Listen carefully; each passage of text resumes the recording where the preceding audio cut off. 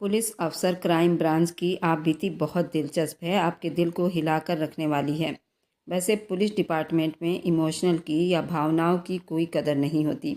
इस डिपार्टमेंट में सबूत और लिखित कागज़ों पर ही कार्रवाई की जाती है। इसमें भगवान से प्रति कोई भी शक्ति या चमत्कार की कोई जगह नहीं होती। यहाँ सिर्फ आंखों देखी पर ही विश्वास किया जाता है और यहाँ सिर्फ कागज़ों पर कार्रवाई होती है, सबूत पर कार्रवाई होती है, गवाहों पर कार्रवाई होती है। यहाँ पर दिल का कोई काम नहीं होता, यहाँ सिर्फ दिमाग चलाया जाता है। इसी जाल में ये वीरेंद्र जैसा ऑफिसर फंस चुका था। वह बहुत ही सख्त ऑफिसर था, उसका डिपार्टमेंट में बहुत नाम था, लेकिन उसको खुद नहीं पता था उसके साथ क्या होने वाला है। वह इमोशनल और दिल जैसे शब्दों से बहुत दूर था, लेकिन उसको नहीं पता था वह किसी की मोहब्बत में बहुत बुरी तरह से फंसने वाला है और इसका कीमत उसे चुकता करना पड़ेगा। अपने दिल के हाथों मजबूर होकर ऐसी चीज़ों पर विश्वास करेगा जिसका उनके डिपार्टमेंट में कोई जगह या कोई मायने नहीं रखता। लेकिन उन सब का गवाह वीरेंद्र खुद बनने वाला था और इतना जाना माना ऑफिसर कि उसके सामने हर कोई घुटने टेक देता था। आज उसे ऑफिस से आते आते काफ़ी देर हो गई थी। ज़रूरी मीटिंग करते रात के 12 बज चुके थे।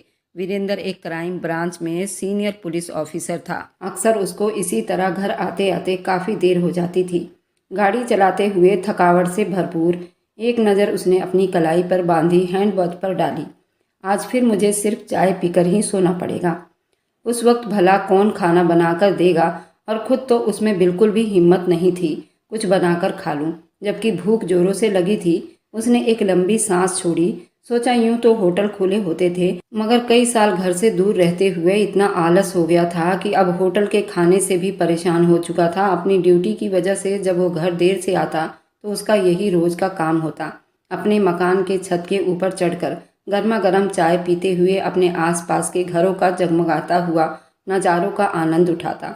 उसका आलीशान बंगला खास ऊंचाई पर बना हुआ था, जिसकी वजह से अपने घर के सामने बनी बिल्डिंग, खिड़कियां, दरवाजे अगर खुले होते तो उसे आसानी से घर का अंदरूनी मंजर नजर आता था। उस इलाके के घर बहुत दूर दूर और छोटे छोटे दिखाई देते थे, लेकिन रात के वक्त घरों में लाइट टिमटिमाती हुई नजर आती थी। रविंदर को ये सब बहुत पसंद था। वैसे फ्री टाइम में उसके अलावा उसके पास और करने को कोई काम नहीं था। वह घर में अकेला ही होता तो बोरियत से बचने के लिए यही सब करता। और उसने हल्का सा आज शावर लेकर कपड़े बदल लिए और अपने लिए चाय बनाकर छत पर जाकर बैठ गया। अभी उसने चाय का एक कप ही लिया था, बिल्कुल सामने वाले फ्लैट के कमरे की लाइट ऑन हुई और सामने का मंजर चौंका गया था। रविंदर के लिए वह मंजर बिल्कुल नया और हैरान करने वाला था। उसे कुछ वक्त इस घर में रहते हुए थे, मगर वह लड़की आज पहली बार उसकी निगाहों में आई थी। उसने कमरे की खिड़की खोल रखी थी। अलमारी से अपने कपड़े निकाल कर वह लड़की नहाने के लिए जा रही थी। और ज़्यादा हैरानी वाली बात यह थी कि उसने अपने बाथरूम का लाइट ऑन कर रखा था और खिड़की भी खुली हुई थी। वहाँ का मंजर साफ दिखाई दे रहा था। उस लड़की की लापरवाही साफ पता चल रही थी। उसे कोई फर्क नहीं पड़ता था कि उसने कमरे की खिड़की और बाथरूम का खिड़की भी खुला छोड़ रखा था और ऐसे में कोई भी उसे बड़ी आसानी से देख सकता था। शायद उसको ये लगता था कि हमेशा की तरह आज भी ये बंगला सुनसान है और यहाँ कोई नहीं रहता, क्योंकि घर आने के बाद भी रविंदर बहुत कम घर की लाइटें ऑन करता था और अक्सर तो वह घर में आता ही नहीं था। ऐसे में उस लड़की का इस घर के मामले में लापरवाह होना बनता था। और वहाँ रविंदर का ऊंचा आलीशान घर था, जिसकी छत पर बैठकर फ्लैटों के अंदर की जिंदगियां देखी जा सकती थी, मगर फिर भी उसे कुछ तो सावधानी से काम लेना चाहिए था।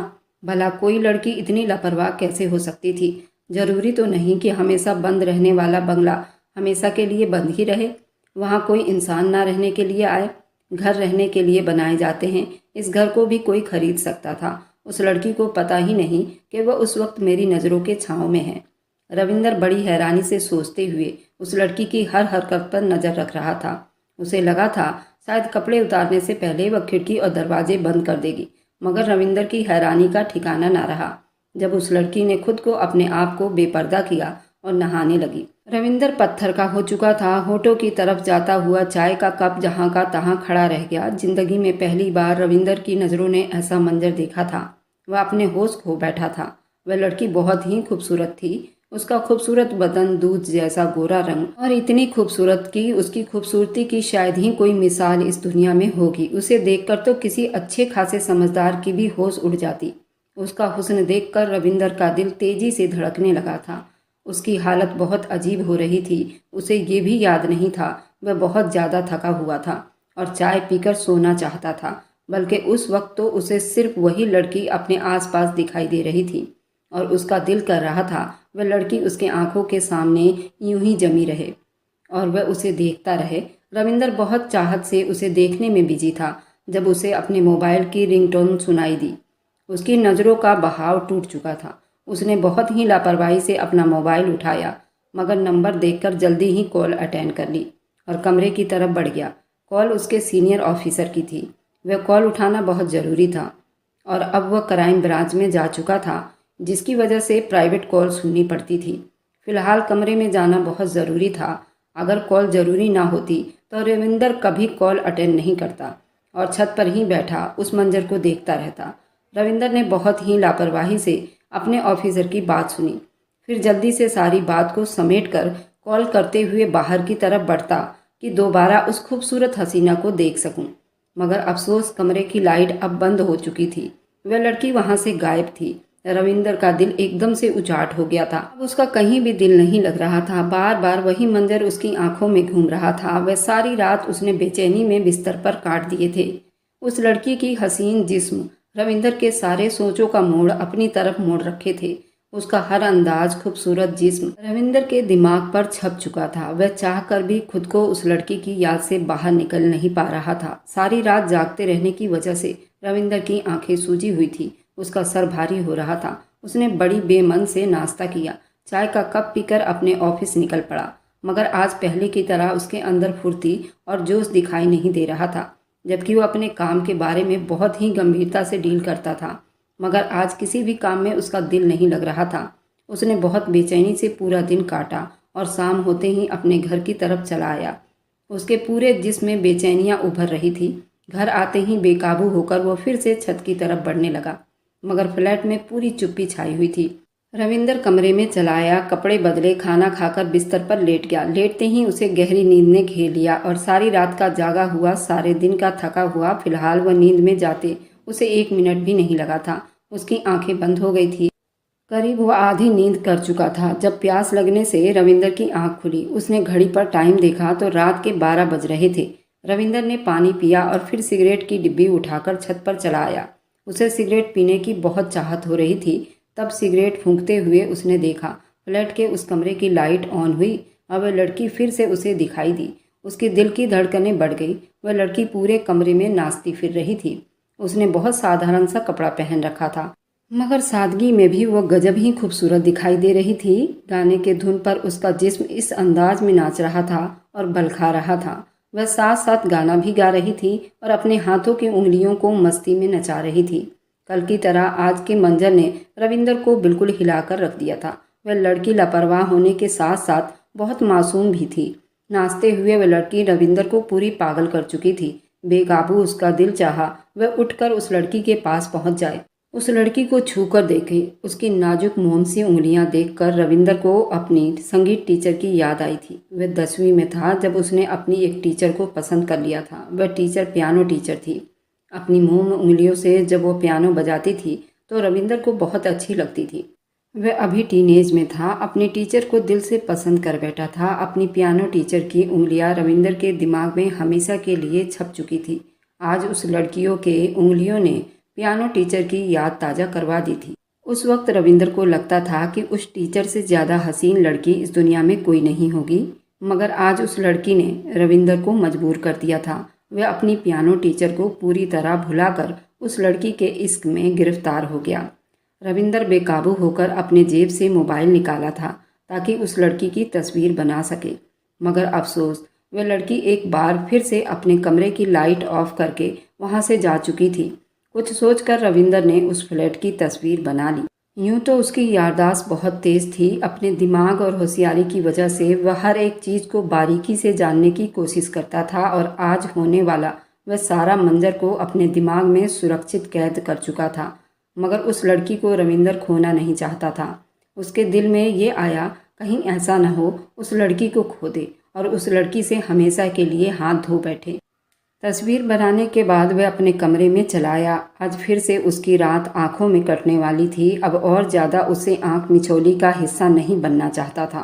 रविंदर शुरू से ही बहुत जज्बाती और पल भर में फैसला करने वाला इंसान था और दिल के मामलों में तो कभी भी सोचने और समझने में वक्त खराब करना अच्छा नहीं समझता था। उस वक्त भी एक पलों में उस लड़की को अपना बनाने का फैसला कर चुका था। वह लड़की पूरी तरह रविंदर को अपना दीवाना बना चुकी थी। अब रविंदर चाहता था कि उसे हमेशा के लिए अपनी ज़िंदगी में शामिल करके अपने घर ले आए। रविंदर ने सोच लिया था कि हर हाल में उस लड़की को हासिल करेगा। अब उसे इस लड़की के घर वालों तक पहुंचना था। उसके लिए रविंदर के दिमाग में मैडम मोहिनी का ख्याल आया था, जो उसकी सीनियर ऑफिसर थी। रविंदर से बहुत मोहब्बत करती थी।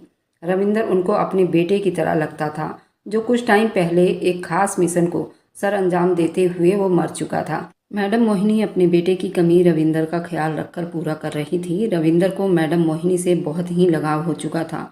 वह उनकी दिल से इज्जत करता था। अपनी ज़िंदगी की हर बात मैडम से शेयर कर चुका था। उस वक्त भी अपनी दिली इच्छा पूरा करने के लिए उसे मैडम मोहिनी बहुत अच्छी लगी थी। रविंदर ने बहुत बेचैनी से रात बिताई और फिर सुबह होते ही पहली फुर्सत में मैडम मोहिनी के घर पहुंच गया। उसे इतने सुबह अपने घर में देखकर मैडम मोहिनी पहले तो बहुत हैरान हुई, मगर फिर खुश होकर वह उससे घर आने की वजह पूछने लगी। आज कैसे इतनी सुबह सुबह मेरे बेटे ने मेरे घर की राह देख ली? खैर सब ठीक है ना? जरूर तुम्हें मुझे कोई ज़रूरी काम आन पड़ी होगी, वरना इस तरह तुम मेरे घर कभी नहीं आते। उसे घर के अंदर ले जाते हुए मैडम मोहिनी ने उससे बात की तो रविंदर हंस पड़ा और बोला, बिल्कुल ठीक पहचाना आपने अपने बेटे को। सच में मुझे बहुत ज़रूरी काम है, तभी तो इतने सुबह सुबह मैं आपके पास पहुंच गया हूं। बस आप मुझे मायूस मत करना। हाँ बेटा बोलो, क्या काम है? वह बड़ी फिक्र में होकर बोली थी। मैं अपनी औलाद को कभी मायूस नहीं करती। उन्होंने बहुत मोहब्बत से रविंदर के सर पर हाथ फेरा। थोड़ी देर इधर उधर की बातें करने के बाद रविंदर अपने असली मकसद की तरफ आया। आप मुझे कहती हैं ना कि हर वक्त अब तुम्हारी शादी की उम्र हो गई है, तुम्हें शादी कर लेनी चाहिए, अपना घर बसा लो, वरना इसी तरह आधी रात में घर जाकर सिर्फ चाय पीकर ही बिताना पड़ेगा। पत्नी होगी तो तुम्हें बड़ी आराम मिलेगा। यही बात तो मैं सोच रहा हूँ कि मैं आपकी बात मान लूँ। मैंने शादी का फैसला कर लिया है और इसी बारे में मुझे आपकी मदद चाहिए। रविंदर की बात पर मैडम मोहिनी हैरान हुई और खुशी के मिले जुले असर के साथ बोली, ये तो बहुत ही अच्छी बात हुई और तुमने बहुत अच्छा फैसला किया है। भगवान की कृपा है, तुम्हें मेरी बात बहुत जल्दी समझ आ गई है, मगर मैं इस बारे में तुम्हारी मदद कैसे कर सकती हूँ? मुझे ये बात समझ नहीं आ रही, ज़रा खुलकर बात करो। मैडम मोहिनी की बात सुनकर रविंदर ने हाँ में सिर हिलाया और कहने लगा, असल में मेरे घर के सामने बने फ्लैट में एक लड़की रहती है। मेरे घर के सामने बने फ्लैट में एक लड़की नज़र आई है और वह लड़की मुझे बहुत पसंद है और पहली नज़र में ही मैं उस लड़की पर अपना दिल हार बैठा हूँ और चाहता हूँ वो मेरे घर की रौनक बन जाए। उस लड़की को देखकर पहले मैं शादी के बारे में ही सोच रहा हूँ। आप तो जानती हैं मेरे माँ बाप गांव के रहने वाले हैं, बिल्कुल साधारण लोग हैं। शहर के तौर तरीके उन लोगों को नहीं मालूम। वह शहर की लड़कियों से कोसों दूर भागते हैं। ऐसे में उनको यहाँ लाकर मैं उन्हें परेशान नहीं कर सकता। वैसे भी थोड़े धार्मिक और सामाजिक लोग हैं। मैं उनको ये बात नहीं समझा पाऊँगा कि मुझे कोई लड़की पसंद आई है और मैं उससे अपनी ज़िंदगी में शामिल करने की इच्छा भी रखता हूँ। उनकी नज़र में ये फालतू की बातें होगी। मैं चाहता हूँ कि आप लड़की के घर जाकर मेरा रिश्ता मांगो। मैं जल्द से जल्द उस लड़की से शादी करना चाहता हूँ। अब आप बताइए, आप किस दिन उस लड़की के घर जाकर मेरे रिश्ते की बात करोगी? रविंदर ने सवालिया नज़रों से मैडम मोहिनी की तरफ देखा था। वह हैरानी से रविंदर का मुंह तकने लगी थी। ये बात बहुत अच्छी है कि तुमने खुद ही लड़की पसंद कर ली है। आदमी अपनी पसंदीदा औरत के साथ बहुत ज़्यादा खुश रहता है, मगर तुम्हें जल्दी किस बात की है? और सिर्फ एक नज़र देख लेने से तुमने शादी का फैसला कर लिया? क्या पता वह लड़की तुम्हारे लिए अच्छी ना हो।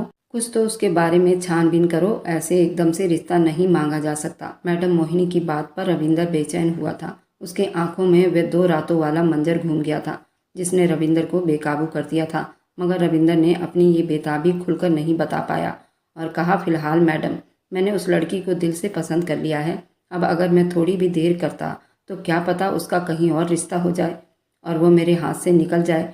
आप तो मुझे अच्छी तरह से जानती हैं। मैं अपने तरीके से ज़िंदगी बिताना बहुत अच्छे से जानता हूँ। आप फिक्र मत करो। लड़की मेरे टाइप की नहीं हुई तब भी मैं उसके साथ एडजस्ट कर सकता हूँ। अभी तो बस उसको अपनी ज़िंदगी में शामिल करना है। आप विश्वास नहीं करोगी, वह बहुत लापरवाह लड़की है। मैं नहीं चाहता उस पर किसी और की निगाह पड़े। वैसे भी अकेले रहते रहते अब ऊब चुका हूँ। बस आप जल्दी से उसके घर जाकर मेरा रिश्ता मांगो और बात तय होते ही मैं अपने माँ बाप को गांव से बुलवा लूँगा। उसकी बेताबी पर मैडम मोहिनी को खूब हंसी आई थी। भाई अब तो मुझे भी शक हो रहा है, ज़रूर बहुत हसीन लड़की होगी जिसने रविंदर जैसे बंदे को इतना पागल कर दिया है। तुम कहो तो मैं अभी तुम्हारे साथ चलती हूँ, मगर तुम्हें थोड़ा समझदारी से काम लेना चाहिए। तुम पहले पता तो करो उस घर में और कितनी लड़कियां हैं। तुम्हें तो उस लड़की का नाम तक नहीं मालूम। ऐसा ना हो मैं उस घर में जाऊं और वहां किसी और लड़की से तुम्हारा रिश्ता करवा दूं, क्योंकि अगर मुझे नाम ही नहीं मालूम होगा तो मैं किसका नाम लूँगी और फिर तुम सारी ज़िंदगी हाथ मलते रह जाओगे। बाद में मुझसे शिकायत मत करना। उसकी फैमिली के बारे में कोई जानकारी है या नहीं, या तुम ऐसे ही मुंह उठाकर यहाँ चले आए हो। मैडम मोहिनी की बात पर रविंदर ने अपना सर पीट लिया। सच में ये सब तो उसने कभी सोचा ही नहीं था। उसने तो उस फ्लैट में सिर्फ उस लड़की को देखा था, मगर वह नहीं जानता था उस घर में और कितने लोग रहते हैं। अपने उतावलेपन पर रविंदर बहुत शर्मिंदा हुआ था। हाँ, उस तरफ तो मेरा ध्यान ही नहीं गया। सच में आप मेरी बहुत अच्छी माँ हैं, वरना अपनी बेवकूफ़ी की वजह से मैं कोई गलत फैसला कर बैठता। मैं आज ही उनके बारे में पूरी इन्फॉर्मेशन लेकर आपको बताता हूँ, फिर मेरे रिश्ते की बात चलाएंगे। अब मैं चलता हूँ, मुझे दफ्तर भी तो पहुँचना है। ये कहते हुए रविंदर उठ खड़ा हुआ तो मैडम मोहिनी ने कहा, अब आ ही गए हो तो नाश्ता मेरे पास करो। मैडम ने टेबल पर नाश्ता लगा दिया। मैं तुम्हारा एक नहीं सुनूंगी। मैडम मोहिनी के इतना कहने पर रविंदर ने उनके साथ बैठकर नाश्ता किया।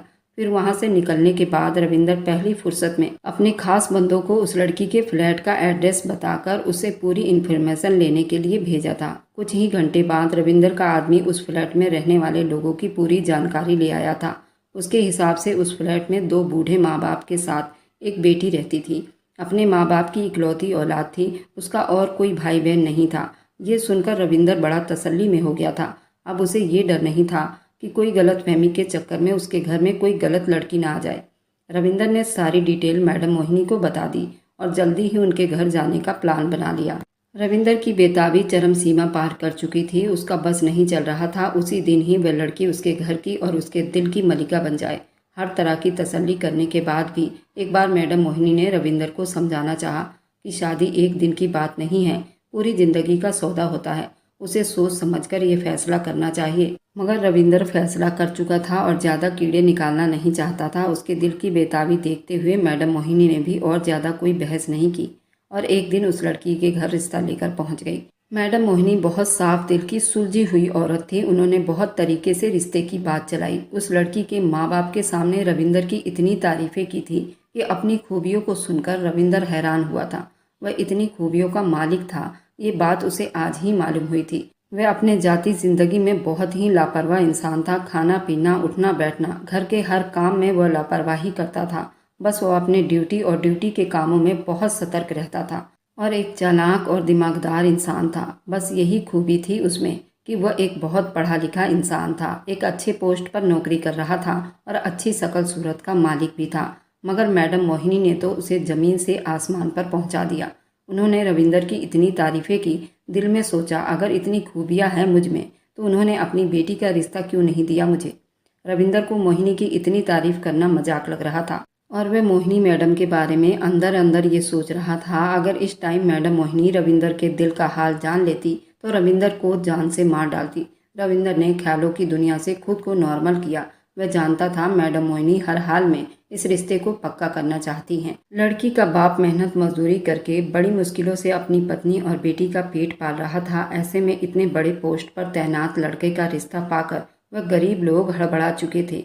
एक तरफ से तो उन्हें खुशी हो रही थी, उनकी बेटी को बैठे बिठाए इतना अच्छा रिश्ता मिल गया था। दूसरी तरफ वो परेशान भी थे, न जाने ये लड़का उनकी बेटी के लिए अच्छा रहेगा या नहीं।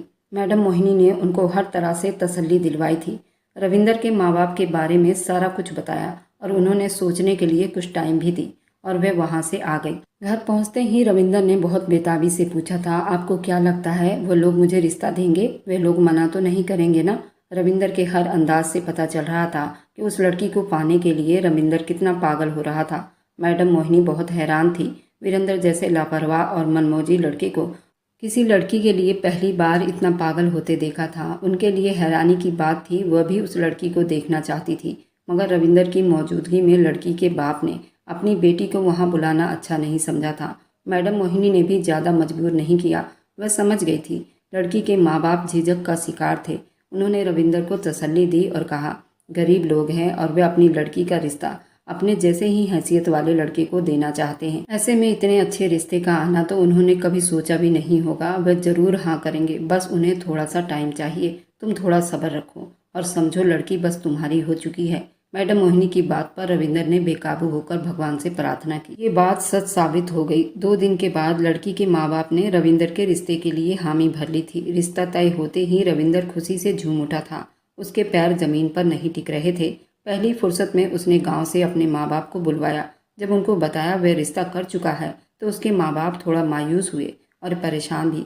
वह कहने लगे, हमने तो तुम्हारे रिश्ते के लिए बहुत कुछ सोच रखा था, मगर तुमने तो खुद ही रिश्ता तय कर लिया और हमें बताया तक नहीं। जाने कैसे लोगों में रिश्ता जोड़ दिए हो। मैं तो अपने जान पहचान के लोगों में ही तुम्हारा रिश्ता करना चाहती थी। अपनी माँ की नाराजगी पर रविंदर बेचैन हुआ। माँ के हाथों को थामकर बोला, कैसी बातें करती हैं मम्मी, आपकी और पापा की खुशी मेरे लिए बहुत ज़रूरी है। मैंने आपको मैडम मोहिनी के बारे में बताया हुआ है ना, वो मेरी माँ जैसी हैं, बिल्कुल आपकी तरह मेरा ख्याल रखती हैं। ये रिश्ता उन्हीं की वजह से हुआ है। उन्होंने लड़की की बहुत तारीफ़ की है, फिर भी आपको तसल्ली नहीं हो रही तो आप जाकर लड़की को खुद देख लो, उसके घर वालों से भी मिल लो। रविंदर ने माँ से कहा तो वो बेटे के कहने पर खुश हुए थे। उनके लिए इतना ही काफ़ी था। उनका बेटा उन्हें इतना मान सम्मान दे रहा था। वैसे भी मैडम मोहिनी वे दिल से धन्यवाद करना चाहती थी जो इस अजनबी शहर में उनके बेटे का इतना ख्याल रखती थी। उन्होंने रविंदर का माथा चूमकर दिल से भगवान से प्रार्थना की और उसे आशीर्वाद दी। बोली, अगर मेरा बेटा इस रिश्ते के लिए राजी है तो मुझे भी कोई एतराज़ नहीं। मेरे लिए इतना काफ़ी है कि मेरे बेटे को अब भी अपने माँ बाप का एहसास है। वह अपने माँ बाप को नहीं भूला। मेरी प्रार्थना है कि वह लड़की तुम्हारे लिए बहुत अच्छी साबित हो। इतना ज़रूर कहूँगी, अगर तुमने लड़की को स्वीकार कर लिया है तो सारी ज़िंदगी उसके साथ निभाना। मैं नहीं चाहती बाद में तुम कोई और समस्या खड़ी करो। मैं तुम्हारी लापरवाही से बहुत ज़्यादा डरती हूँ। माँ के गुस्से पर रविंदर ने उन्हें भरपूर तसल्ली दी। अब वो उन्हें क्या बताता कि वह तो उस लड़की के इश्क में पूरी तरह पड़ चुका था और उसको छोड़ने या उसके साथ बुरा करने का तो सोच भी नहीं सकता था। फिर रविंदर के माँ बाप लड़की के घर गए, उनसे मुलाकात की और शादी की बात तय हो गई। जब लड़की को देखा तो रविंदर के माँ बाप दोनों खुशी से निहाल हो गए। वह लड़की सच में चांद का टुकड़ा थी। जैसे लग रहा था जैसे उनके बेटे के लिए ही बनाई गई थी। उस लड़की को देखकर उनके दिल से बहुत बड़ा वहम खत्म हो चुका था। फिर देखते ही देखते एक शाम रविंदर की साधारण तरीके से शादी हो गई और वह लड़की अब अफसर रविंदर की दुल्हन बनकर उसके घर आ गई थी। रविंदर खुद को हवाओं में उड़ता हुआ महसूस कर रहा था। घूंघट में बैठी अपनी दुल्हन को देखकर उसके जज्बात मचल रहे थे। बेताबियां चरम सीमा पार कर चुकी थी। रविंदर अपने ख्यालों की दुनिया में गुम था। अपनी नई नवेली दुल्हन सविता के बारे में सोच रहा था। जब मैं उसे बताऊंगा मैंने उसे कब और कैसे देखा था तो जरूर हैरान होगी और खुश भी होगी। जब उसे पता चलेगा वह अपने पति की मनचाही पत्नी है, क्योंकि हर लड़की की यही इच्छा होती है कि जिस आदमी की ज़िंदगी में वह शामिल हो रही है वह आदमी उसे दिल से पसंद करे। मैं तो पहली नज़र में उसे मोहब्बत कर बैठा हूँ। ये सोचते हुए रविंदर के होंठ मुस्कुराए थे। कमरे में दाखिल होने के बाद रविंदर बड़ी मुश्किलों से अपने कांपते शब्दों पर काबू पाया था और फिर उसके पास बैठते हुए उसका घूंघट उठाया तो रविंदर को एक झटका सा लगा था। उसके मुस्कुराते होंठ सिकुड़ गए थे, माथे की रगें तन गई थी। वह लड़की नहीं थी जिसे रविंद्र ने देखा था, बल्कि उस लड़की से ये बिल्कुल अलग थी। ऐसा कैसे हो सकता है? उस घर में तो एक ही लड़की रहती थी, फिर मुझे दूसरी लड़की कैसे मिल गई? अपनी नई नवेली दुल्हन सविता को गहरी नज़रों से देखते हुए रविंदर ने सोचा। उसका दिल अजीब से एहसास में घिर चुका था। उसके नज़रों से नर्वसपन खत्म नहीं हो रही थी, मगर रविंदर ने महसूस किया कि उसका दिल अंधेरों में डूब चुका था। उसको देखते रहने के बाद रविंदर ने अपने दिल से बुरे ख्याल को निकालते हुए सोचा, क्या पता दूर से देखने में मुझे कोई गलतफहमी हुई हो और मुझे उसके नैन नक्श समझ में न आए हों। क्या पता यही लड़की हो। और फिर उस खास आदमी ने भी तो बताया था कि इस घर में एक ही लड़की रहती है और कोई नहीं। तो मेरे साथ धोखा नहीं हुआ, मुझे कोई गलतफहमी हुई है। यही वो लड़की है जिसे मैंने पहली नज़र में पसंद कर बैठा हूँ। रविंदर ने सविता के हसीन रूप को अपनी नज़रों में समेटते हुए सोचा। मगर उसके साथ एक रात बिताकर रविंदर के शक की पुष्टि हो गई थी। ये लड़की सच में और थी, क्योंकि उस रात सविता से उसने कई सवाल पूछे थे। सविता, क्या तुम्हें डांस पसंद है? क्या तुमने कभी रात को नहाया? सविता ने ऐसे सवाल पर रविंदर को बड़ी आश्चर्य के साथ देखा था। उसने कहा कि मैं एक पूजा पाठ करने वाली लड़की हूँ और मैं रात को कभी नहीं नहाती। डांस तो मुझे बिल्कुल भी नहीं आता और ना ही मुझे नाचना आता है। लेकिन सविता भी बहुत खूबसूरत थी। उसकी मोटी मोटी आंखें और घने लंबे बाल और एकदम सुलझी हुई और समझदार लड़की। सविता बिल्कुल ही उस लड़की से अलग थी। सविता एक बहुत सुशील और शर्मीली लड़की थी। वह सर से पैर तक उस लड़की से बिल्कुल अलग थी। सविता भी कम गोरी नहीं थी, लेकिन जिस लड़की को रविंदर ने देखा था वह भी किसी अप्सरा से कम नहीं थी। रविंदर पहली रात के बाद बहुत मायूस हो गया था। अपनी मोहब्बत की नाकामी पर उसका दिल बुरी तरह से टूट गया था। वह तो समझ रहा था जिसे वह चाहा वो मिल गई, मगर किस्मत ने उसके साथ अजीब खेल खेल रहा था। सही कहती है मैडम मोहिनी, उसे इतनी जल्दीबाजी में काम नहीं लेना चाहिए था। कमी तो सविता में भी नहीं थी। वह बहुत हसीन और मासूम थी, मगर उस लड़की के रूप ने रविंदर को अपना दीवाना बना लिया था। ऐसे में सविता का साथ उसे बिल्कुल भी अच्छा नहीं लग रहा था। सविता पहले ही दिन उसे पसंद नहीं आई थी, लेकिन अपनी नापसंदगी वह सविता को किसी भी तरह नहीं बताना चाहता था। उसने अपनी माँ से वादा किया था इस रिश्ते को अपने दिल से निभाएगा, और अब अपने शब्दों में वो खुद फंस चुका था। रविंदर को समझ नहीं आ रही थी वो क्या करे। शादी से पहले वह जितना जज्बाती और जोश में था, अब उसके सारे सपनों पर पानी फिर चुका था। वह एकदम ठंडा पड़ गया था। वह बहुत बुरे दिल के साथ अपने माँ बाप और पत्नी के साथ गांव में चला गया था, जहां उसका रिसेप्शन बड़ी धूमधाम से मनाया गया था। वह अभी तक हैरान था। ये कन्फर्म हो चुकी थी इस घर में एक ही लड़की रहती थी, तो फिर वह लड़की कौन थी और उनके घर में क्या कर रही थी? ये बात रविंदर के समझ में नहीं आ रही थी। उसे लग रहा था कहीं ना कहीं कोई गड़बड़ जरूर है। रविंदर ने सोच लिया था वह हकीकत तक जरूर पहुंचेगा और कुछ भी हो जाए उस लड़की को हासिल करके रहेगा। गांव जाकर रविंदर के माँ बाप ने रविंदर और सविता की शादी का रिसेप्शन धूमधाम से किया था। सभी रिश्तेदार रविंदर की खूबसूरत पत्नी को देखकर जल भूनकर राख हो रहे थे। वह थी भी बहुत प्यारी। अपने स्वभाव और गुण से उसने कुछ ही दिनों में सब घर वालों के दिल में अपनी जगह बना ली थी। बस एक रविंदर था जो अभी तक उसे स्वीकार नहीं कर पाया था। मगर जब उसका गम कुछ कम हुआ तो सविता को देखकर वह सोचने लगा, इस सब में सविता की कोई गलती नहीं है। वह तो जानती भी नहीं कि मैं उस तक कैसे पहुंचा था। फिलहाल मैं सविता को कोई सज़ा नहीं दूंगा। ये भी मेरी पत्नी रहेगी, मगर उस लड़की को मैं हर हाल में हासिल करके रहूँगा। सविता को गांव में अपने माँ बाप के साथ रखूँगा। और रविंदर ये तय कर चुका था सविता क्या ख्याल रख रहा था, मगर अपनी बेताबी और दीवानगी अपनी पत्नी पर नहीं लुटा सका था। वह मंजर अभी तक उसकी आंखों में वैसे के वैसे ही था। ना चाहते हुए भी वह सविता के साथ कुछ ज़्यादा लगाव नहीं रख पाया था। ना ही उससे कोई बात करता था, सिर्फ उसके कहे गए बातों का ही जवाब देता था। मगर इस पर भी सविता खुश थी। उसने कभी रविंदर से शिकायत नहीं की थी, ना कि उसके व्यवहार पर उसे टोका था। वह दिल से रविंदर की सेवा करती थी। उसके व्यवहार पर रविंदर को हैरानी होती थी। अजीब लड़की थी। शादी के नए नए दिनों में भी पति का ऐसा रूखा व्यवहार देखकर वह उदास नहीं हुई थी, बल्कि ऐसे खिली खिली फिरा करती थी जैसे उसे कोई खजाना मिल गया हो। गांव में एक महीना बीत जाने के बाद जब रविंदर की छुट्टी खत्म हुई और वो वापस जाने की तैयारी करने लगा तो उसकी माँ ने कहा, रविंदर, अगर हो सके तो अपनी पत्नी को कुछ टाइम के लिए हमारे पास छोड़ दो। मैं अपनी बहू के साथ थोड़ा टाइम बिताना चाहती हूँ। ये सुनकर रविंदर खुशी से झूम उठा था। यही तो वह चाहता था और इसी फिक्र में परेशान भी हुए जा रहा था। किस तरह सविता को गांव में रोके और अकेला शहर जाए और उस लड़की तक पहुँचे जिसने उसकी रातों की नींद हराम कर रखी थी। उसने जल्दी अपनी माँ की बात मानी और सविता को वहीं छोड़कर शहर चला गया। वह पहली फुर्सत में ही उस लड़की तक पहुँचना चाहता था, मगर छुट्टियाँ ज़्यादा करने की वजह से उसका काम और ज़्यादा बढ़ गया था। फिलहाल आते ही वह अपने ज़रूरी काम में बिजी हो गया था और फिर उसे एक बहुत ज़रूरी मिशन पर जाना पड़ा था। उस मिशन में रविंदर पर हमला हुआ था और वह जख्मी होकर अस्पताल पहुंच गया। कई दिन अस्पताल में रहने के बाद जब रविंदर को डिस्चार्ज किया गया तो सीधा गांव पहुंचा था, क्योंकि उसके माँ बाप उसके लिए बहुत परेशान थे। वह अपने कुछ साथियों के सहारे जब घर में दाखिल हुआ तो उसके माँ बाप दरवाजे पर ही उसका इंतजार कर रहे थे। रविंदर को इस तरह आता देखकर तड़प कर उसकी तरफ बढ़े थे और रोते हुए अपने बेटे की बलाई लेने लगे।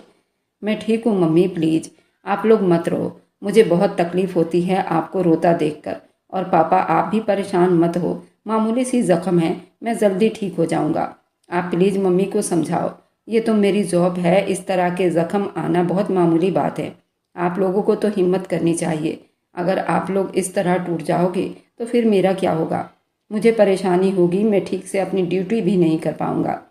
रविंदर की बात सुनकर उसके माँ बाप ने अपने आंसू साफ किए। सच में अपने परेशानी में वह डूबे बेटे को भी परेशान कर रहे थे। अपने बेटे को सहारा देकर अंदर लाए। सविता उसके पास आई और बहुत बेताबी से उसका हाथ थामकर भीगी आंखों से पूछने लगी, रविंदर आप ठीक तो है ना? आपको ज़्यादा चोट तो नहीं आई? मुझे आपकी बहुत फिक्र हो रही थी।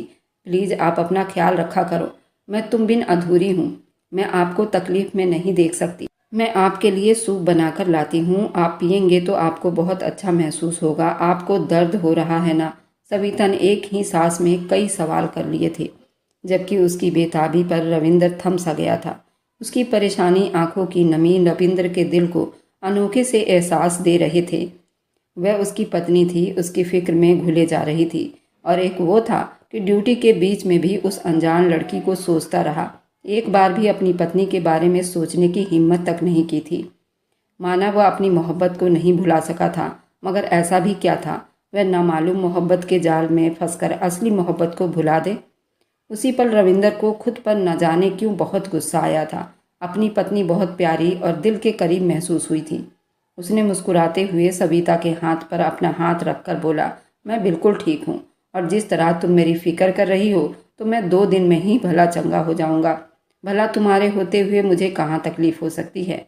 रविंदर ने मोहब्बत और नरमी से कहा। अपने शब्दों पर वह खुद भी हैरान हुआ था। वह सविता को स्वीकार करने लगा था। उस एहसास ने सविता के आसपास घेरा डाल दिया था। उसकी तसल्ली पर सविता भीगी आंखों से मुस्कुरा रही थी। उसके बाद रविंदर जितने दिन वहां पर रहा था, सविता ने उसके दिल से सेवा की थी। वह दिन रात साये की तरह रविंदर के आसपास मंडराती रहती थी। तब पहली बार हर सोच, हर इच्छा को छोड़कर थोड़ी देर के लिए भुलाना चाहता था और रविंदर सविता को जानना चाहता था। उसे महसूस हुआ उसकी पत्नी उसके दिल में अपनी जगह बना चुकी थी। वह उसे अच्छी लगने लगी थी। सविता के व्यवहार पर रविंदर हैरान था। उसने तो सविता को इतनी मोहब्बत नहीं दी थी, फिर वो इतनी बेताब दिख रही थी। यही बात एक दिन उसने सविता से कह भी दी, जब उसके पास बैठी थी, उसका बाजू दबा रही थी। मेरे ऐसे रूखे व्यवहार पर भी उसने कभी रविंदर से शिकायत नहीं की। सविता, तुम तो मेरी ऐसी फिक्र कर रही हो जैसे मैंने तुम्हें बहुत प्यार दिया हो। क्या तुम सच में इतनी अच्छी हो या मेरे सामने इतना अच्छा बनने की कोशिश करती हो? इस अचानक पूछे गए सवाल पर सविता ने पहले तो चौंक कर मुस्कुराकर बोली, ऐसी बात नहीं है। शुरू शुरू में परेशान हुई थी, मगर फिर मैंने जाना कि आपका शायद नेचर ही ऐसा है। मगर मेरे जानने में आपने मेरे साथ ऐसा कोई बुराई नहीं किया, मेरा दिल नहीं दुखाया, सबसे बढ़कर मुझे इज्जत दी। इससे ज़्यादा और क्या चाहिए? फिर आपको तो मैंने भगवान से प्रार्थनाओं में मांगा था, तो भला आपका साथ में पाकर क्यों खुश ना होती? सविता की बात पर रविंदर को करंट सा लगा था। क्या मतलब? तुम मुझे प्रार्थनाओं में मांगती रही हो? उसके हैरानी पर सविता मुस्कुराई और बोली, जी ऐसा ही समझ लीजिए, आपको ही मैंने अपने हर प्रार्थनाओं में मांगा है। पापा और माँ ने मुझे बहुत प्यार से पाला। मेरी मोहब्बत और परवरिश में उन्होंने कोई कमी नहीं छोड़ी। गरीबी के बावजूद भी मुझे हर वह सुख व चैन दिया। मैं खुद को बहुत खुशकिस्मत समझती थी, मगर कुछ वक्त के बाद मेरी ज़िंदगी से सुकून ही गायब हो गया था। कॉलेज में दाखिला लेते ही बेचैनी और दुखों ने घेरा डाल लिया था। मैं 10वीं में थी जब मेरा रिश्ता मेरे पापा के जिगरी दोस्त के बेटे के साथ हो गया था। शकल व सूरत में वह ठीक ठाक था, लेकिन पढ़ा लिखा नहीं था। अपने इलाके में कॉस्मेटिक्स का दुकान चलाता था, जबकि वो मेरे पापा के मर्जी से चुना गया लड़का था। फिलहाल मुझे भी कोई एतराज़ तो नहीं था।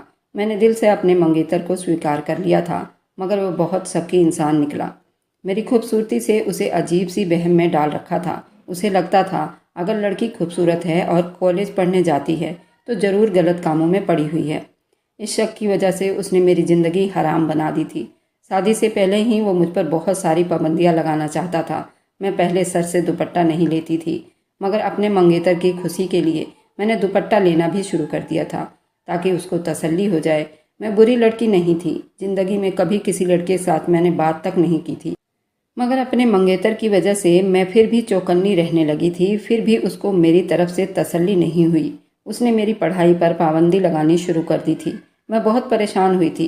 तब पापा मेरे लिए उठ खड़े हुए थे और साफ शब्दों में कह दिया था, अभी मेरी बेटी मेरे घर में है और मेरे घर में सिर्फ मेरा ही हुक्म चलता है।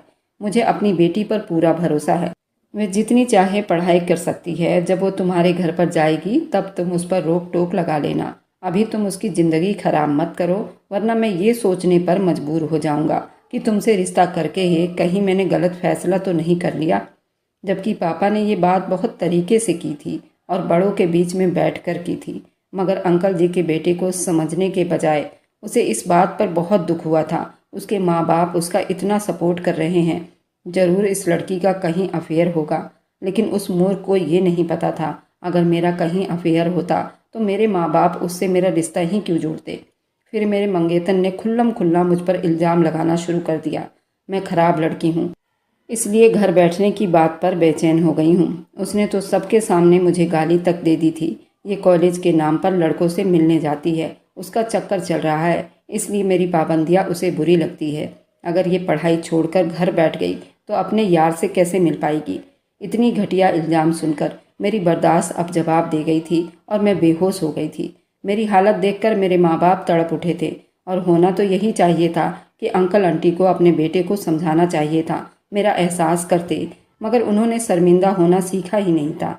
मेरी फिक्र करने के बजाय उल्टा अंकल जी मेरे माँ बाप को ही समझाने लगे। बात इतनी बड़ी तो नहीं थी कि तुम्हारी बेटी बेहोश हो गई, लगता है कोई गड़बड़ जरूर है। मेरी मानो तो उसे घर बैठाओ और कुछ दिनों में उसकी शादी का इंतजाम करो। बस जितना पढ़ना था पढ़ लिया। वैसे भी हमारे परिवार में पढ़ाई का कोई खास रिवाज नहीं है। मैं अपने दोस्त को अच्छी तरह से जानता हूँ। अगर तुम्हारी बेटी में कोई बुराई हुई भी तो मैं उस पर पर्दा डाल दूंगा। अपने बेटे को भी समझा दूंगा कि उसकी गलतियों पर उसे परेशान ना करे और उसके साथ खुश रहे। अंकल आंटी ने मेरे बाप पर एहसान किया था, मगर इस बात ने मेरे बाप को अंदर तक तोड़ कर रख दिया था। उन्होंने वहीं खड़े खड़े मेरा रिश्ता ख़त्म कर दिया था। मेरी तबीयत संभलते ही वो मेरे माँ बाप अपना घर और दुकान आधे रेट में बेचकर शहर के सुनसान इलाके में सस्ता फ्लैट खरीदकर मुझे और माँ को लेकर वहाँ शिफ्ट हो गए, क्योंकि पापा जानते थे कि रिश्ता ख़त्म होने के बाद पूरे परिवार वालों ने मेरा जीना हराम कर देना है और कुछ ना करते हुए भी मैं मुजरिम बन जाऊंगी। शहर जाने के बाद मेरे सारे परिवार वालों ने हम लोगों से संबंध खत्म कर लिया था। वह जो कोई दूर दराज के रिश्तेदार जान पहचान वाले लोग थे, उन तक भी मेरे रिश्ता टूटने की बात पता चल चुकी थी। इस सब ने मुझे बहुत दुखाया था। मैं बीमार रहने लगी। मेरी वजह से मेरे माँ बाप भी अपने परिवार वालों से छूट गए थे। मैं बहुत शर्मिंदा थी। अपने माँ बाप की उदासी का जिम्मेदार खुद को समझने लगी थी, मगर मेरे माँ बाप ने मेरा साथ नहीं छोड़ा। उन्होंने मुझ पर बहुत ध्यान दिया, मुझे समझाया कुछ खुदगर्ज रिश्तेदारों की वजह से हम अपनी ज़िंदगी खराब नहीं कर सकते। मुझे अपने ज़िंदगी में आगे बढ़ना चाहिए। अपने माँ बाप के लिए मैंने खुद को संभाल लिया था। अपनी पढ़ाई भी शुरू कर दी थी, मगर अपने माँ बाप की परेशानी को समझ रही थी। मेरे रिश्ते को लेकर वे दोनों बहुत परेशान रहा करते थे। उनको डर था कोई भी मेरा हाथ थामने को तैयार नहीं होगा। तभी मैंने भगवान से रो रो कर प्रार्थनाएं की और मेरे किस्मत में कोई ऐसा राजकुमार को भेज दो जिसे देखकर सबकी आंखें खुली की खुली रह जाए। और कुछ ना बोल कर भी मैंने अपनी बेगुनाही साबित कर ली। मैंने अपने प्रार्थनाओं को बढ़ा ली थी। खासकर मैं सारे व्रत रखा करती थी और सारे पूजा पाठ करती और भगवान से प्रार्थना करती रहती। मुझे कोई आम आदमी नहीं बल्कि पढ़ा लिखा अफसर मिले, ऐसा आदमी मिले जिसे देखकर मेरे माँ बाप की आंखें ठंडी हो जाए और उनकी सारी तकलीफ़ों का बोझ एक झटके में उतर जाए। और देख लो, नतीजा आपके सामने है। जब आपका रिश्ता आया, मेरे माँ बाप को विश्वास ही नहीं हो रहा था कि उनकी बेटी को इतना अच्छा रिश्ता भी मिल सकता है। यही हाल मेरा था, मगर मुझे अपने भगवान पर पूरा भरोसा था। मुझे विश्वास था मेरा भगवान मेरी प्रार्थना जरूर सुनेगा और मेरी प्रार्थनाएं कभी रद्द नहीं करेगा। जैसा आदमी मैं चाहती हूँ मुझे वैसा ही मिलेगा। इसलिए आपका साथ पाकर मैं बहुत खुश हूँ।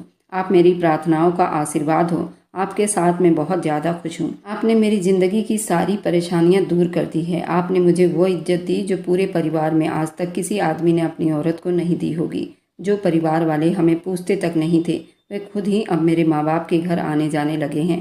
फिलहाल मेरे माँ बाप आम इंसान नहीं रहे, वह एक अफसर के सास ससुर बन चुके हैं। रविंदर दम साधे सविता की बातें उसका सच्चा चेहरा देख रहा था, जिस पर बहुत खूबसूरत मुस्कुराहट सजी हुई थी।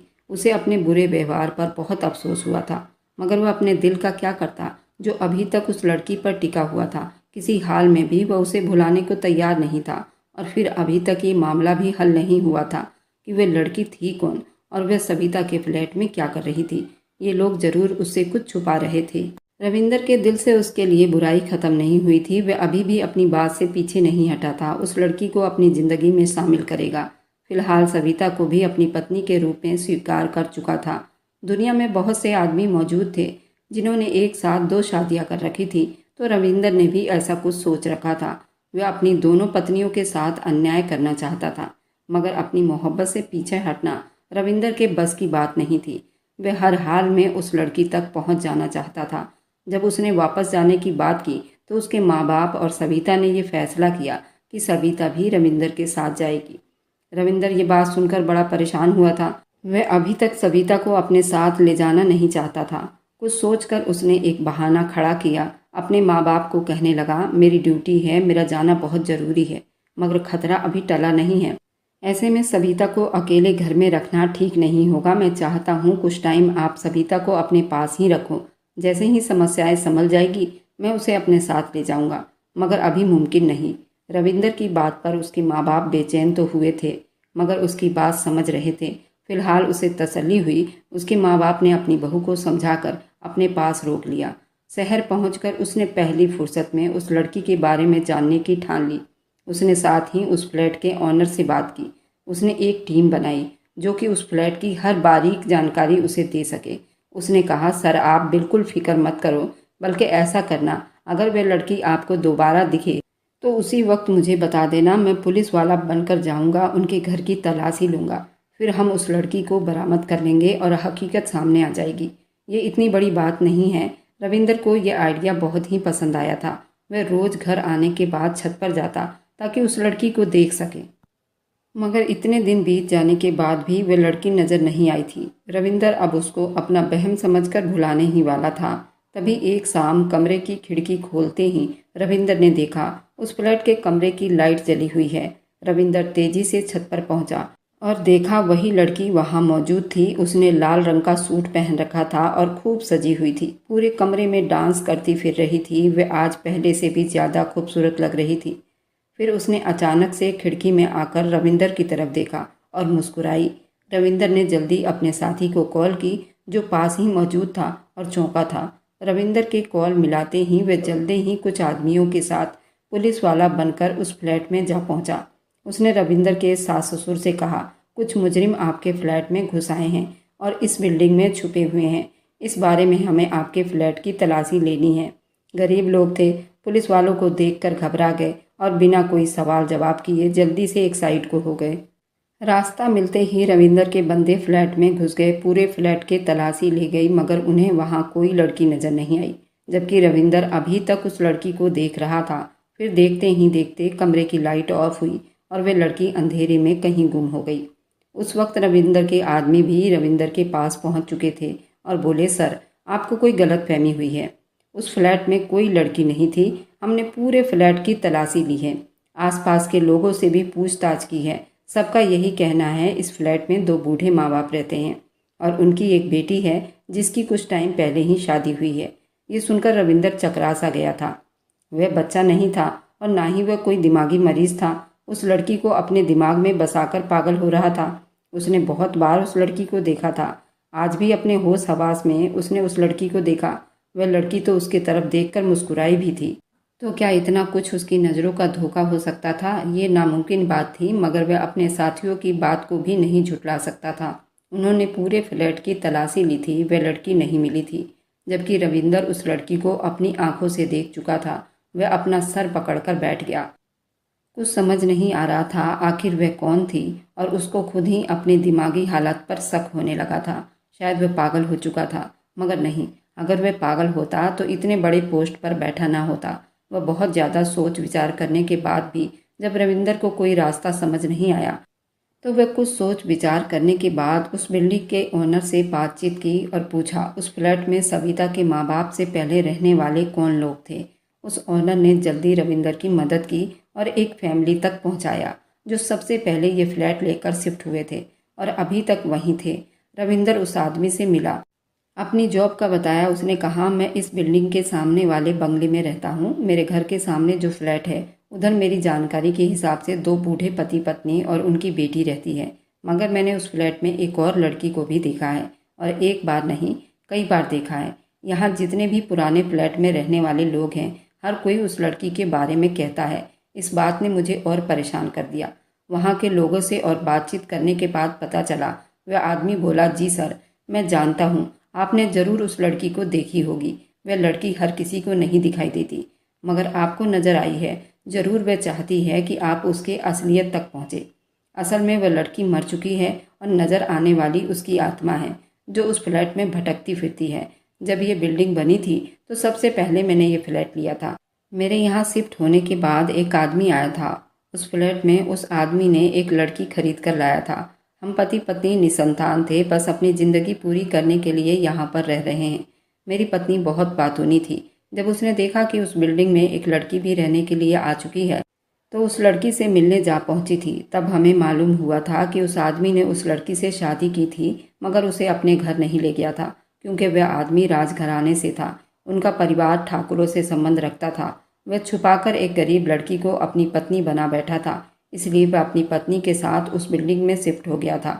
वह लड़की बहुत प्यारी थी। मेरी पत्नी बताती थी कि वह हर वक्त बिल्कुल खूबसूरत बनी सजी सवरी, बहुत चंचल और शरारती सी थी।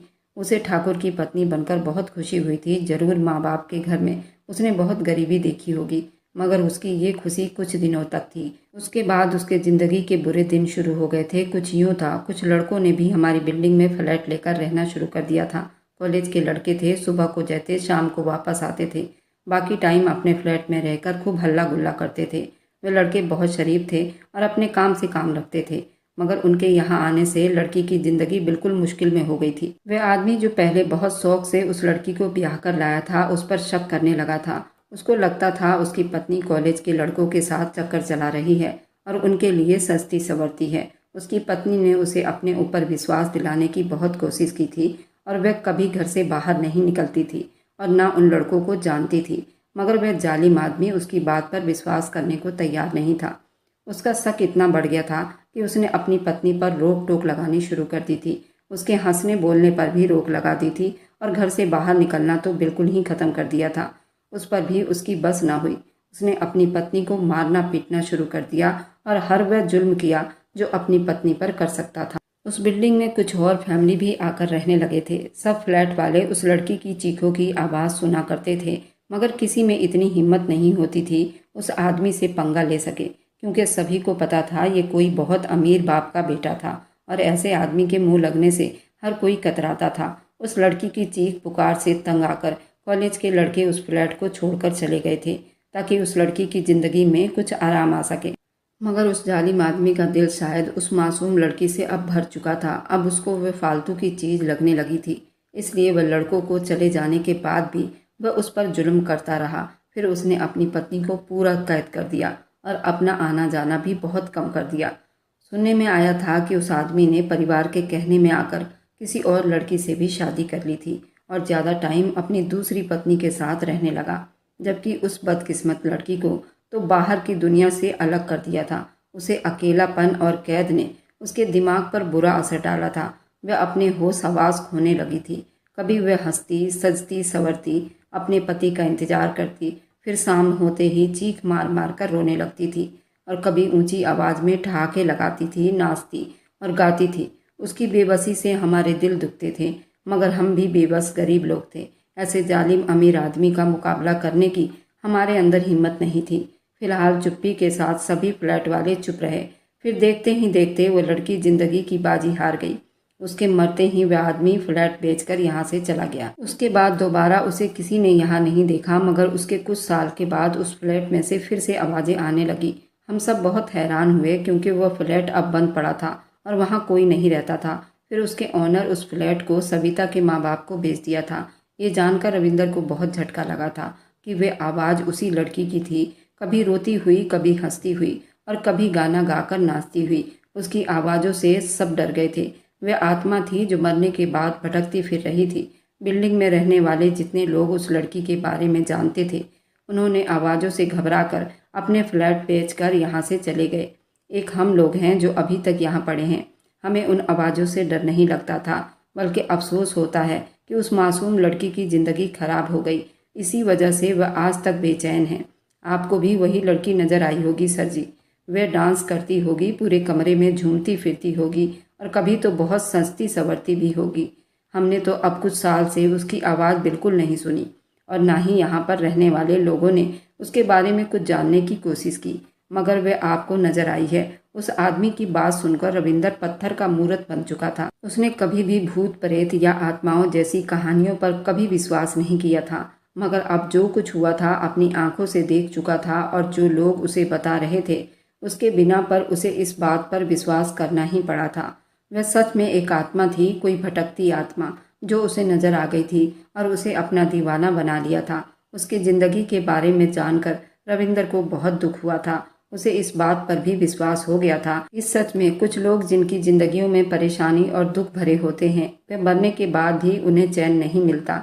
रविंदर ने सोच लिया था वह अपने सास ससुर को इस बात के लिए मना लेगा। वे अपने घर में उस आत्मा के शांति के लिए हवन करवाएंगे तो उस लड़की के आत्मा को शांति मिल जाएगी, उसकी बेचैन आत्मा को शांति मिल जाएगी। उस लड़की की हकीकत जानकर रविंदर का दिल बहुत उदास हुआ था। वह तो उससे मोहब्बत करने लगा था, उसको अपने ज़िंदगी में शामिल करना चाहता था, मगर मालूम नहीं था कि अनजाने में एक आत्मा से प्यार कर बैठा था जिसका मिलना बिल्कुल नामुमकिन सी बात थी। उसे खुद पर शायद बहुत गुस्सा आया था। जिंदगी में पहली बार अपनी जल्दबाजी में किए गए फैसले पर पछतावा भी हुआ था। अगर पहले इस बारे में सारी छानबीन कर लेता तो उसे इतनी परेशानी नहीं उठानी पड़ती और शायद वह शादी नहीं करता। मगर फिर ये सोच कर खुश भी हुआ, उस आत्मा के चक्कर में ही उसे इतनी प्यारी खूबसूरत पत्नी मिली है।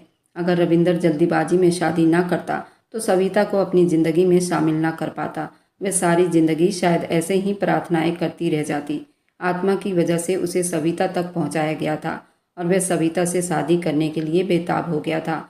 उस आत्मा ने भी सविता के दिल का हाल जान लिया होगा, उसे अपने जैसी लड़की लगी होगी, इसलिए उसकी मदद करने का सोचा होगा। रविंदर को नजर आई होगी। वजह जो भी हो, फिलहाल ये बात तय थी कि सविता को उसके सब्र और प्रार्थनाओं का सिला मिला था।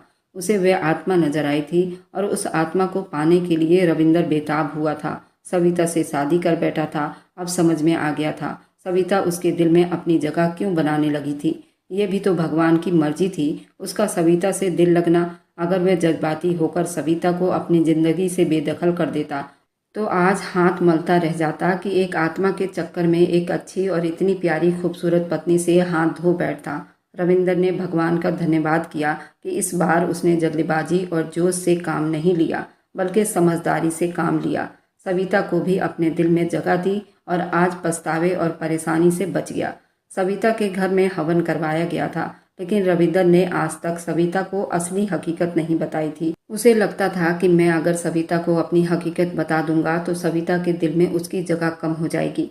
आप लोग बताएं, क्या मैं उस आत्मा के बारे में अपनी पत्नी सविता को बताऊंगा तो वह क्या मुझे स्वीकार करेगी या नहीं? अगर आपको ये कहानी अच्छी लगी है तो मेरे चैनल को लाइक और सब्सक्राइब करते जाएं।